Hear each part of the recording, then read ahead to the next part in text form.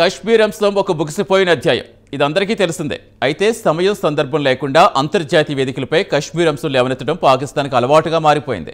పాకిస్తాన్లో జరిగిన ఒక ర్యాలీలో కశ్మీర్ అంశాన్ని మరోసారి లేవనెత్తింది పాకిస్తాన్. అంతిమంగా భారత్పై నిందలు వేయడమే పాకిస్తాన్కు లక్ష్యంగా మారింది.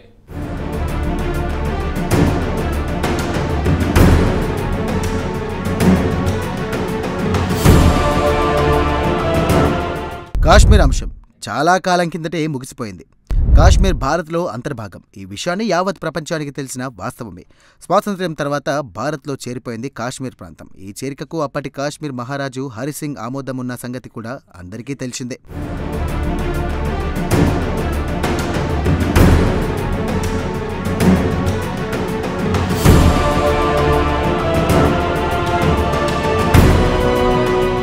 కాగా జమ్మూ కాశ్మీర్కు స్వాతంత్ర పరపతి కల్పించే ఆర్టికల్ 370ని 2019లో నరేంద్ర మోదీ సర్కార్ రద్దు చేసింది.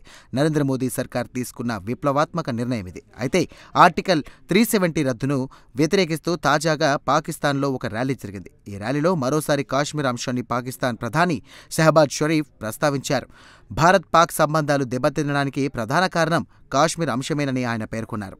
అంతేకాదు ఆర్టికల్ 370 రద్దు అనేది పూర్తిగా న్యూఢిల్లీ ఏకపక్ష నిర్ణయమని షహబాజ్ షరీఫ్ వెల్లడించారు. కాగా భారత ప్రభుత్వం తీసుకున్న నిర్ణయంపై తాము న్యాయపరంగా పోరాడతామని షహబాజ్ షరీఫ్ పేర్కొన్నారు.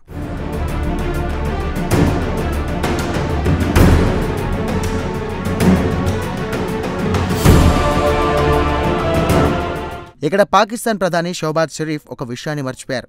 అదే భారత్లో కాశ్మీర్ అంతర్భాగమన్న విషయం. అంటే పాకిస్తాన్తో కాశ్మీర్కు ఎటువంటి సంబంధం లేదని అర్థం. ఇంకా స్పష్టంగా చెప్పాలంటే కాశ్మీర్ గురించి మాట్లాడే నైతిక హక్కు పాకిస్తాన్కు లేనట్లే. అయితే పాకిస్తాన్ ప్రధాని షహబాజ్ షరీఫ్కు మాత్రం సోయి కూడా లేదు. వేరే దేశానికి చెందిన కాశ్మీర్పై మనమెందుకు నోరు పారేసుకోవాలి అని ఆయన ఒక్క క్షణం కూడా ఆలోచించలేదు. ఎప్పటిలాగా పాత పాటే పాడారు షహబాజ్ షరీఫ్.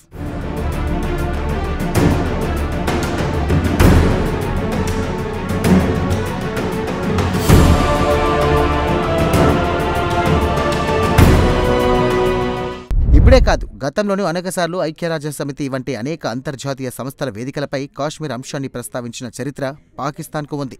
అది కూడా ఏమాత్రం సమయం సందర్భం లేకుండా ఇలా ఐక్యరాజ్యసమితి వేదికగా ఎప్పుడు కాశ్మీర్ అంశాన్ని పాకిస్తాన్ ప్రస్తావించినా అందుకు ధీటుగా బదులిచ్చే భారతదేశం ఈ విషయంలో ఐక్యరాజ్యసమితిలో భారత రాయబారి పర్వతనేని హరీష్ గురించి చెప్పుకోవాలి. పాకిస్తాన్ తీరును ఐక్యరాజ్యసమితి వేదికగా అనేకసార్లు కడిగిపారేశారు హరీష్.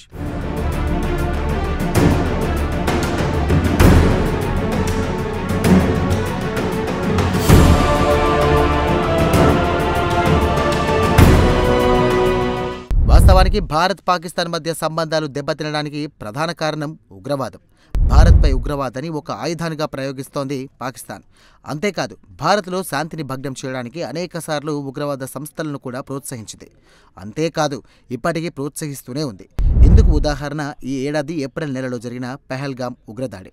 లష్కర్-ఏ-తోయిబా ముసుగు సంస్థ అయినటువంటి ది రెసిస్టెంట్ ఫ్రంట్ అనే సంస్థ పెహల్గాంలో దాడి చేసి 26 మందిని బలి తీసుకుంది. ఇది ఎవరు కాదనలేని కఠోర సత్యం.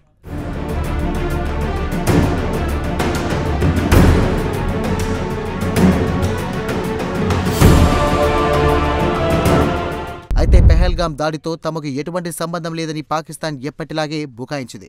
అంతేకాదు తమ దాడికి భయపడి భారత్ మౌనంగా ఉంటుందని పాకిస్తాన్ డిసైడ్ అయింది. అయితే పాకిస్తాన్కు ధీటైన జవాబు ఇచ్చింది భారత్.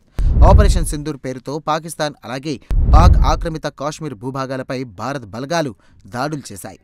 భారత్ బలగాల దెబ్బకు మొత్తం 9 ఉగ్రవాద స్థావరాలు నేలమట్టమయ్యాయి.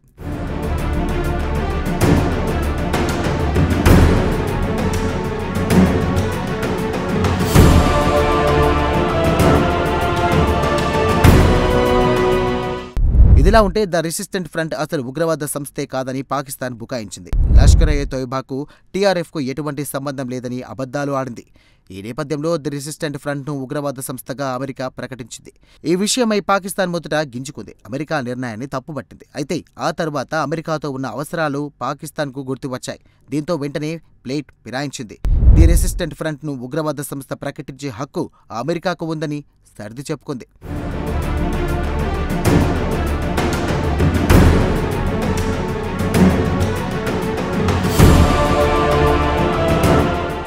పహల్గామ్ ఉగ్రదాడి ఒక్కటే కాదు, గతంలో భారత్లో జరిగిన అనేక ఉగ్రదాడులకు ప్రోత్సాహమిచ్చింది పాకిస్తానే. విషయం అందరికీ తెలిసిందే. మతం పేరుతో అమాయక యువకులను ట్రాప్ చేసి వారిని కరుడుగట్టిన ఉగ్రవాదులుగా తయారు చేసిన చరిత్ర పాకిస్తాన్దే. అయితే ఈ విషయాలన్నింటినీ మరిచి మరోసారి బుకాయింపులకు దిగారు పాకిస్తాన్ ప్రధాని షహబాజ్ షరీఫ్.